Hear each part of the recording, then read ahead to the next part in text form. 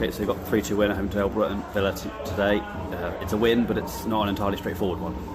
No, yeah, they made life difficult for us really. Got off to a good start. Got a couple of quick goals, similar style to the bombing game really, and seemed to settle us down. Got a third, and then they get a goal back just before half time. Not quite sure what. I thought maybe Barnsley could have got nearer to it, but it looked like one of those where he's unsighted. He's not diving until it's nearly on top of him. So yeah, it's a different picture going into half time then. But yeah, the second half was difficult for us. I've got to say, credit to them. I'm very surprised that they haven't picked up more points already, and I'm sure playing like that that they will, and I'm sure they'll surprise people as well. It's a very young team. Was kind of my thoughts coming away from that. So yeah, going back to the start of the game, those 2 goals in quick succession, like did on Bobbin on Wednesday, it's a nice little habit to be getting into. Yeah, of course, yeah, and I think we'll always cause teams problems on the kind of counter attack. The first one could come from a kind of set piece. I was really pleased with the second goal.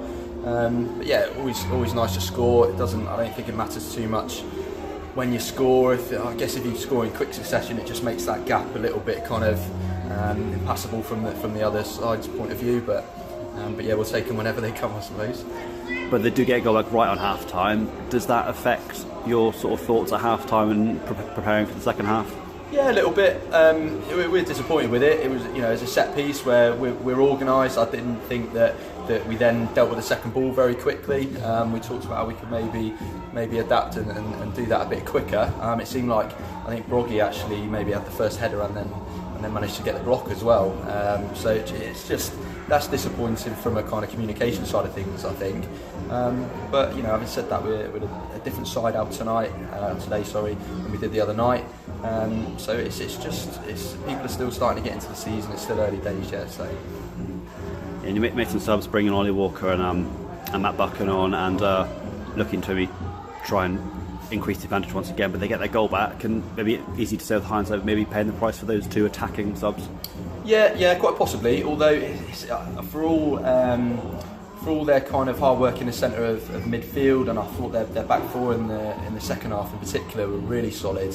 I didn't think they created too many clear-cut opportunities, so it seemed like to us that we could go on and maybe kill off the game and get the 4th goal. But, that's football, and fair play to them for getting the second one, and that made it a little bit of a kind of tight encounter for the last 10-15, and that it just boosts their morale. Maybe got us a little bit flustered as well, as it naturally would. So yeah, in hindsight, maybe we just sit there and try and shut up shop, but that's not maybe how we try and do things. So. But and then from then on, really, it sort of looked like it really could have gone either way. They could have got that a leveller, but you held on, and in the end, it's another win, and it's 4 wins in 10 days here.